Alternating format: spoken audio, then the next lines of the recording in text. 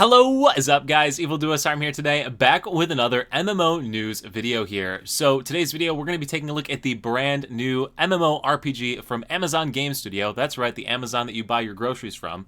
And that is New World.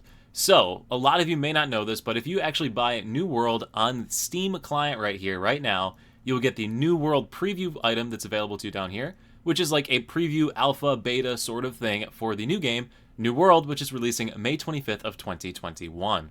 So today, or I guess yesterday, is the first day that the NDA has expired, and we can finally, whoa, that's loud, try this game out. So I'm going to give you my first impressions right now, and I think I'm going to go ahead and stream this as well after, but not that that particularly matters because you're watching the video version of this right now. Anyway, real quick before we get into some gameplay here, start showing you some of the mechanics and whatnot, if you're new to the channel or want to stay up to date when new MMO news like this comes out, make sure you're subscribed to the channel. It would help to grow, and I would greatly appreciate it. Without further ado, let's start taking a look at this game. So right off the bat, when you get into the game, you got server selection, and you can actually choose whichever server you want to play on, and it shows you your latency to the server, which is also pretty nice, so it'll help you decide which one you should connect to, or I guess if you want to play with your friends that live on other portions of the world, you can do that as well, which is dank.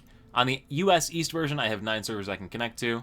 Now, one big thing about server selection here is that you are tied character-wise to whatever server you choose. So if you make a character on this Cruel Vista server, you are locked to that Cruel Vista server. So if you're going to be playing with friends, make sure you all choose the same server. And if you want to play with me, I'm playing on not Cruel Vista, so you can join me over here. But anyway, this is a stark difference from games like Black Desert where you can swap between the different worlds freely. Anyway, not Cruel Vista if you want to join me. So phase 1 of the character creator is pretty basic. You select your gender right at the start, then you have 10 face presets for both of these genders, you have 10 skin tone presets for both of these genders, you then have pretty much the same exact hairstyles for both of these genders, including this one for some reason. Apparently if you want to make a girl with that hairstyle, you can. And if you pick female, you can even give them facial hair if your heart desires. But anyway, I'm going with my typical male setup that I do. But yeah, all in all, the character creation is pretty basic and straightforward. For the first tab anyway, let's take a look at the next tab, Identity. And nope, the Identity tab, you just straight up pick your name. So I need to make sure that I'm like not missing anything here. Yeah, no, there's just not too much going on here. So honestly, I've seen better character creators on mobile games than this one. But hey, let's keep going and give this a chance because I did spend $40 on this to play this demo, damn it. So I haven't messed with the audio balance on this. I can't tell if the audio balance is good or not. But honestly, combat feels pretty okay. I mean, it's definitely a little bit action-based. You know, you got dodge rolls that you can do. You got blocking that you can do. It seems pretty straightforward, but obviously I'm 11 seconds into the game here so far. But it's not too bad. It's pretty decently engaging. Characters move okay. It's definitely not tab targeted, unless I've just missed that entirely. But yeah, just generally speaking, right off the bat here, the HUD seems pretty intuitive. You got your health bar dead center of the screen near the bottom. Frame rate seems to be okay. I'm running on a GTX 1070 and i7700K processor. Seems okay. Movement seems okay. Doesn't seem anything too janky or buggy or anything like that. Graphically doesn't look too bad here at all. And anyway, continuing along with the HUD, just like most MMO RPG type games, top right corner of your screen, you have the quest guider up in the top corner. And down in the bottom right, you have your action bar set up. So Q, R, and F are your action keys in this game for your different skills. So I've only unlocked one skill so far. There's a whole weapon mastery system, just like your skill system. It looks like we got a few different types of weapons. One-handeds, two-handeds, ranged weapons, and staves. So that's pretty darn cool. And yeah, I think I'm just going to play ahead a little bit here before I pass any more judgment. But all in all, it seems pretty okay as far as MMOs go. Alright, so I've played a little bit further into this sucker here and reached the first major settlement of the area. So settlements are typical to any other type of MMO you may have played in your history of playing MMOs. You have traders, you have like a trade system over here where you can go ahead and buy and sell things off of a marketplace, it looks like. So you got buy, sell, orders, all sorts of different things you can do on a typical marketplace. You have a storage keeper, which is around the corner over here, which I'm not really going to want to walk all the way over to show you, but it's basically a typical storage shed that you put crap in. You also have this innkeeper system where you can set this as your fast travel respawn sort of location. So if I ever want to come back to this city, I can do it from the map, I'm assuming, rather than having to... Yep, right here I can recall to the inn, rather than having to walk all the way back there like I had to originally, which kind of sucked. So another pretty cool little thing, but all in all, it's your typical little city that you would see. A bunch of people clustering in this location as they prepare for their different adventures out in the world. It also looks like that there are player housings available to purchase in these different cities and settlements and whatnot. So if we open up the map, there's a whole bunch of little territory cities and settlements and whatnot. I've literally only explored this bottom corner of the map so far. That's all I've done.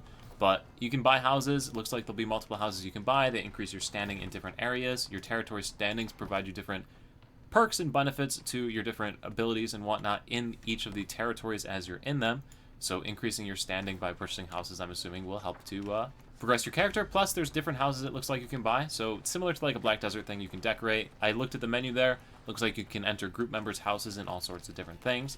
Crafting is done from these campfires. I might as well point that out while I'm here. I haven't quite learned how to make one of my own yet, but if you go to any one of these campfires, you can craft different tools that you can use to help you on your adventure. Now, similar to like a Black Desert or basically any MMO in the world, you also have a life skill sort of system. So you can see I just leveled up my mining ability right there, picked up some stone. But all of this can be viewed from the pause menu under the Trade Skills tab. So I press the K key on the keyboard to open up my character menu, Trade Skills. You can see all my different skills for tracking, skinning, mining, all the different life skills that are available to you in the game. So you can see there are quite a few different ones available to you here. While I'm on this menu, I might as well point out the weapon system as well. There are two types of experience. Well, I guess there's three types of experience. There's your actual like level experience that you get down at the bottom corner of the screen. So you can see underneath my bar here, it says a little 8 down there, and then it's got a progress bar that's filling up underneath my webcam. So that menu determines these attribute skills right here. So these attribute skills that you can upgrade like any MMO. Looks like you're not locked into a class. You get to choose how you want to progress your character, similar to like older school MMOs like a RuneScape or something. You can just go ahead and level up whatever stat you want to do based on what your combat or playstyle is. You then have a weapon mastery system. So this weapon mastery system is separate EXP that's earned as you kill mobs with different weapons, and it allows you to unlock specific skills for different weapons. So for example, on the straight sword, I have my 2 skills that I've unlocked. I've slotted them here, and that's basically what decides the skills I can use during combat. So I already touched on this menu earlier in the video. I just want to point out that it's now its own separate EXP system, or I guess it always was, but it's got its own separate EXP system. So as you use different weapons, you get stronger with those weapons. They have their own skill trees that you can progress through, yada yada. And then the third EXP system, like we already mentioned, are the life skills. And different level life skills determine what items you can gather. So crafting in the game is also pretty similar. All you do is pick the item you need to make. So in this case, for this quest, I need to make refined stone. You then have the raw resource in your inventory. You can go ahead and select what you need to make. You can either click the plus or type in the numbers manually. And that's pretty much how it works. Pretty straightforward. So this is actually a pretty cool little system that's in the game, I'm not going to lie. If we navigate to this thing called a town project board, we can see that there are different quests that people can complete that provide points to upgrading the various items at the various towns. So, for example, this town project board, they just completed the hardpoint to tier 2 completion task right here. And if you do different missions, they provide different amounts of experience toward this bar. So it's actually really, really neat system that the players can help to grow the different towns. I feel like I just missed out on like a cult or something. So I showed you some sword combat at the start of this. Let's go ahead and show you some like ranged gameplay. So for ranged stuff, you actually do need to lead the target a little bit. You have an actual projectile that you're firing that you need to lead the target with. And yeah, that's pretty much all I want to show with that. But it's not tab targeted whatsoever. You're required to do everything yourself. So definitely a change on typical tab targeted MMOs if you're looking for something like that. Honestly, the combat in this game reminds me, it feels like a Dark Souls game, but not hard at all. I don't know how to like describe it. It's like an easier version of it. Maybe something like an easier version of like a Monster Hunter World combat system. I don't really know. You basically have skills that you hit. You have to aim your skills. It's not like auto-targeted or guided assisted targeting whatsoever. You have to physically aim every single thing yourself. But it's not hard to do. Of course, I've also only done PvE content here, so it might get harder as you progress further and further in the game, and this is just the general starting area. But as far as what it feels like right now, it's definitely a pretty, like, satisfying combat system. But anyway, that's probably going to do it for this video, mainly because I want to just keep playing this game. Honestly, I'm very, very surprised with how much I enjoy it. I was not expecting to like this game. I didn't hear a lot of amazing things about it. But all in all, it's definitely like a really solid MMO. I love the crafting and life skill system that it's got set up in this. As you know, in Black Desert and even in Blade and Soul, the primary time of mine was spent doing the different life skills and whatnot in those games. Same thing with Elder Scrolls Online when I played that. I really enjoy life skills. It's set up really, really well. Combat's actually really fun and feels sort of engaging. It's not like a tab-targeted sort of thing. You actually have to pay attention to what you're doing in the combat. These lower level quest zones are kind of suffering from day one MMO problems, you know, where you got like 80 people trying to do the same thing. But all in all, it's not too bad, and when you can catch a couple of mobs on your own to fight with nobody around you, it's actually super fun to play against them.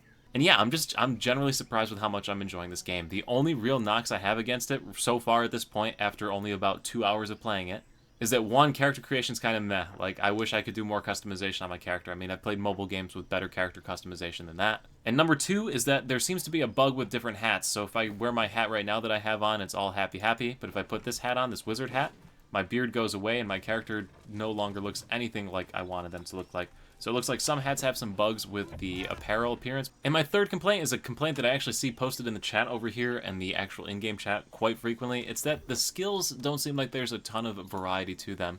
I mean, you got a slashy attack, a spinny slash, some shield bashing stuff, but there's not a ton of like variety to the different skills you're going to do, so it's a lot of repetitive slashing. So while the combat is fun and engaging and requires you to be mentally thinking, there's not a ton of variety to that combat. Maybe they'll be adding more weapons and stuff to the game, but as it sits right now, you've got 2 one-handed weapons, a war hammer with only a couple of animations, some magic staves, which I haven't gotten to touch yet, the bow, which is like a bow and any other type of thing, and a musket, which I'm assuming is not too different from the bow. So all in all, there's not a ton of variety to the combat. The combat is fun when you're doing it, but after a while you're like, okay, I've used these same skills over and over. If that makes sense of it being fun, but also lacking variety. But yeah, for a game releasing a year from now, it's honestly pretty solid. I can't find too many major faults with this. I honestly was expecting it to be a lot worse, I'm not gonna lie. And it actually has me pretty excited for this game when it does fully get released here next year in May of 2021. But anyway, what I want to hear now in the comment section are your thoughts on the game. So if you've gotten in there and had your chance to play this game, what do you think about it? Based on what you've seen in this video, what do you think about the different things that happened in the video, different systems, different graphical appearances? How does it compare to other MMOs? As you know, I've played Black Desert, I've played Blade and Soul, I've gone ahead and played Elder Scrolls Online, I've played a lot of different MMOs, so what do you think it compares to those? Let me get your opinions in that comment section below. And as always, guys, thank you so much for watching. If you're not already subscribed to the channel, please consider it. It would mean a lot to me. And I will see you at the next live stream over on Twitch, the next YouTube video, or wherever I happen to see you. Peace.